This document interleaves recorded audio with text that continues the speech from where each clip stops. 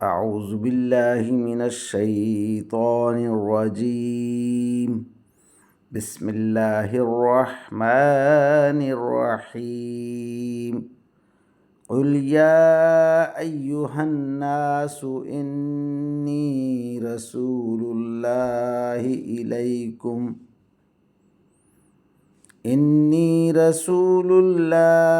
الیکم جمیعا الذی لہ ملک السماوات والارض لا الہ الا هو یحیی ویمیت فآمنوا باللہ ورسولہ النبی الأمی الذی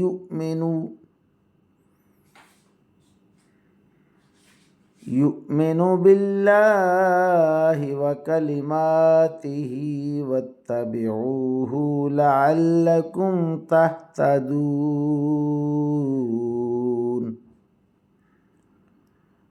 ومن قوم موسیٰ امۃ یہدون بالحق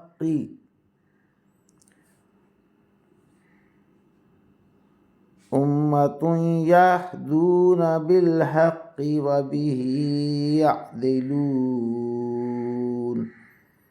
آمنت باللہ صدق اللہ مولانا العظیم وصدق رسولہ النبی الکریم ونحن على ذلك من الشاہدین والشاکرین والحمد للہ رب العالمین۔ ابھی آپ کے سامنے سورہ الاعراف کی آیت نمبر 158 تا 159 کی تلاوت کی گئی۔ انشاءاللہ کچھ ہی دیر بعد عزت مآب راؤ شاہ نواز صاحب انہی آیات کا ترجمہ، تشریح اور تفسیر بیان فرمائیں گے۔ اللہ تعالیٰ سے دعا ہے کہ ہمارا پڑھنا، آپ لوگوں کا سننا اللہ تعالیٰ قبول و منظور فرمائے اور اس پر عمل کی توفیق عطا فرمائے، آمین یا رب العالمین۔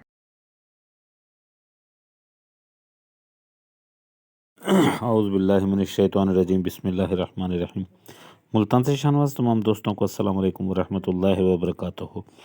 دوستان گرامی، آپ کے سامنے سورہ اعراف کی آیت نمبر 158 اور 159 کی تلاوت کی گئی۔ اب انہی آیات کریمہ کی آسان تشریح ترجمہ مفتی تقی عثمانی کا لکھا ہوا اور تفسیر ابن کثیر سے حاضر خدمت ہے۔ اللہ تعالیٰ قرآن پاک میں ارشاد فرما رہا ہے، اے رسول صلی اللہ علیہ وسلم ان سے کہو کہ اے لوگو، تم میں سے سب کی طرف اس اللہ کا بھیجا ہوا رسول ہوں جس کے قبضے میں تمام آسمانوں اور زمین کی سلطنت ہے، اس کے سوا میں کوئی معبود نہیں، وہی زندگی اور موت دیتا ہے۔ اب تم اللہ پر اور اس کے رسول صلی اللہ علیہ وسلم پر ایمان لے آؤ جو نبی امی ہے، جو اللہ پر اور اس کے کلمات پر ایمان رکھتا ہے، اس کی پیروی کرتا ہے تو تمہیں ہدایت کی جاتی ہے۔ اللہ اکبر۔ اب ان آیات کریمہ کی تشریح، اس سے سخت احکام کی طرف اشارہ ہے جو یہودیوں پر عائد کیے گئے تھے۔ ان میں سے کچھ احکام تو خود توریت میں تھے اور اللہ تعالیٰ نے اپنی حکمت سے اس وقت یہودیوں کو ان کا پابند کیا تھا۔ بعض سخت احکامات ان کے نافرمانیوں کی سزا کے طور پر نافذ کیے گئے تھے، جس کا ذکر سورہ نساء میں بھی موجود ہے، اور بہت سے احکام یہودی علماء نے اپنی طرف سے گھڑ لیے ہیں۔ شاید بوجھ سے پہلی اور دوسری قسم کے اور گلے کے توق سے تیسری قسم کے احکام کی طرف اشارہ ہوتا ہے۔ بتایا جا رہا ہے کہ حضرت صلی اللہ علیہ وسلم ان احکام کو منسوخ کر کے ایک آسان اور معتدل شریعت لائیں گے۔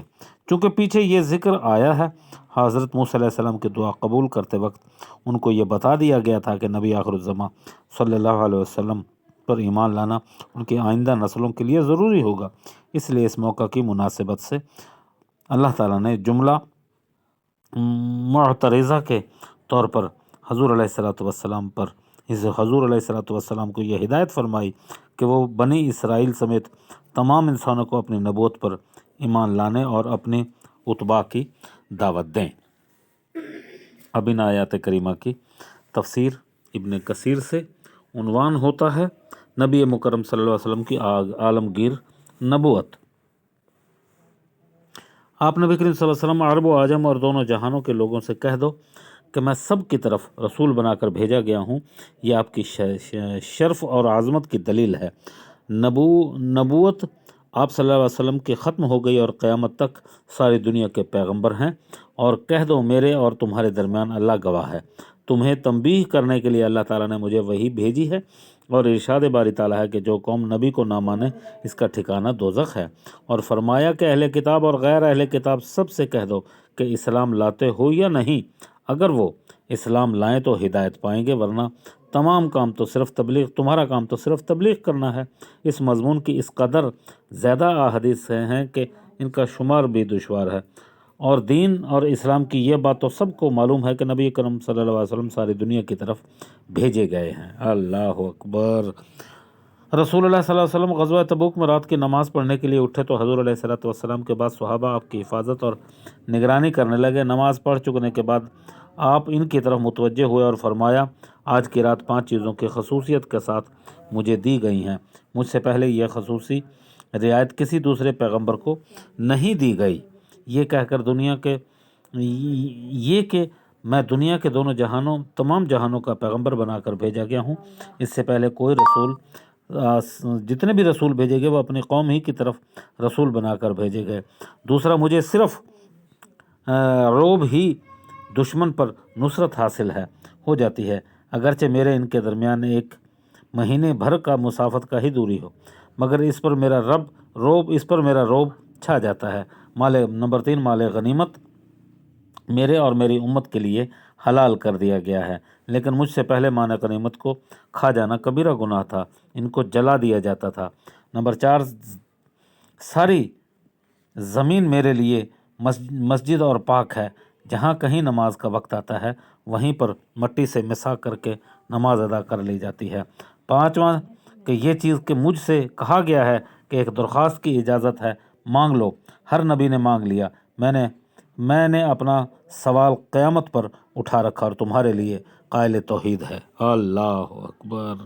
وآخر دعوانا ان الحمد للہ رب العالمین۔